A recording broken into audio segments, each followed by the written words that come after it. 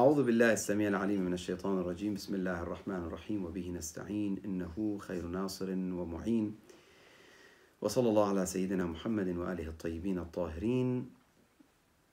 Toujours dans le discours de Amir al-Mu'minin, de prince des croyants, salamullah alayhi, Imam Ali, lorsqu'il décrit les pieux.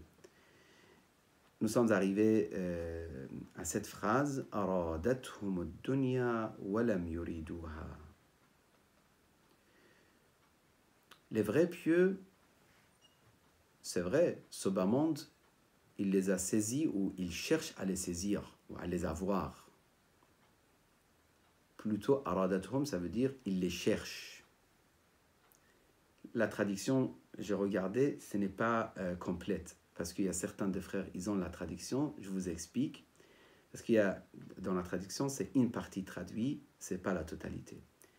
Il dit aradathum ad-dunya, donc ce bas monde, il les a cherchés, il a voulu les avoir. Walam yuriduha, ils n'ont pas voulu. C'est incroyable, c'est le contraire de la majorité des gens sur cette terre. La majorité des gens sur cette terre, dunya, ils s'enfuient, ce bas monde s'enfuit, et eux, ils courent après. En fait, c'est pour ça, ils disent dans certains propos des infaillibles, il dit l'exemple de ce bas monde, c'est comme l'ombre. Vous voyez, lorsque vous marchez, si vous courez après votre ombre, excusez-moi, il s'enfuit.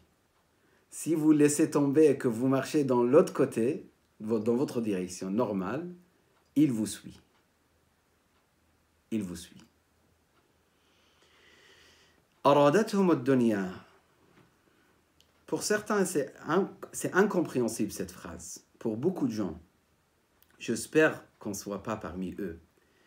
Aradathum ad-dunya, oui, dunya, ils cherchent à avoir des gens dans ce bas monde, à les tirer, à les piéger, etc.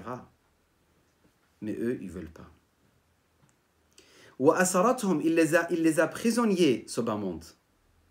Comment ils se sont libérés? Fafadaw anfusahum minha. Fafadaw anfusahum, vous savez que lorsqu'on paye fidya, juste pour se libérer de quelque chose. Vous payez de l'argent, par exemple, vous avez commis quelle infraction ou un problème, donc vous payez une somme pour vous libérer. Rançon peut-être en français vous dites. Donc, vous payez, pourquoi? Pour vous libérer. Eux, ils ont donné, même leur nafs, ils donnent. Leur nafs, leur désir, leur plaisir, tout, ils le rejettent et ils le donnent, mais en échange, ils se libèrent. La liberté, c'est magnifique. Vraiment, c'est une question très, très importante à étudier. Qu'est-ce que ça signifie exactement la liberté? Parce que pour certains, la liberté, c'est traduit par exemple de manger tout ce qui existe sur cette terre. Les vers de terre, les insectes, les cafards, les rats. C'est ça la liberté pour eux. De manger tout ce qu'ils voient devant eux. Et ils sont très contents. Pour certains, la liberté, c'est de faire d'avoir leur désir avec qui que ce soit. Je ne peux pas détailler. Même ils vont dans le monde des animaux, etc. C'est ça leur liberté. Dit la liberté, c'est ça pour eux. Pour certains, la liberté, c'est le fait de pouvoir marcher sans vêtements, par exemple. Pour certains, c'est comme ça qu'il définit. Si vous vous dites, c'est quoi la liberté totale pour vous? Il dit de faire ce que je veux. Pour certains, la liberté totale, c'est de prendre les affaires des autres, etc., etc. Mais tout ça, ce n'est pas des libertés de point de vue islamique. La liberté, c'est que tu sois un homme libre. Comme il a dit l'imam Hussein à Karbala. وَلَكِنْ كُونُوا أَحْرَارًا فِي دُنْيَاكُمْ.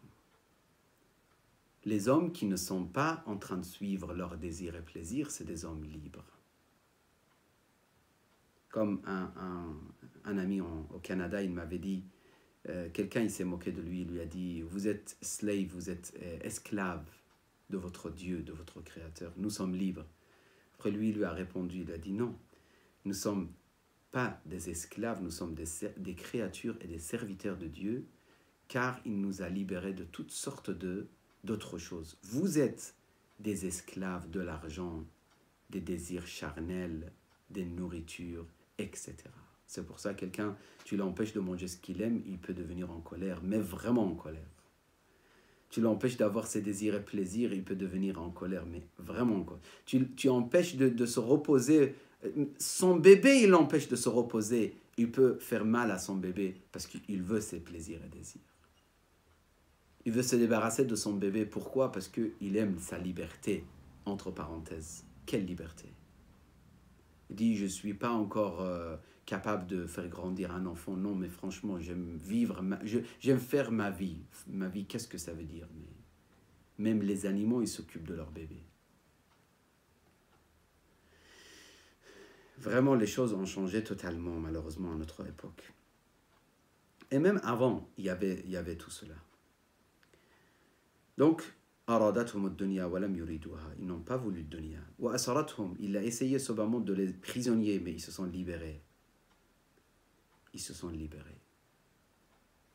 Ils n'ont pas suivi leurs désirs et plaisirs, ils sont libres. Ils ne sont pas l'esclave de l'argent, ils sont libres.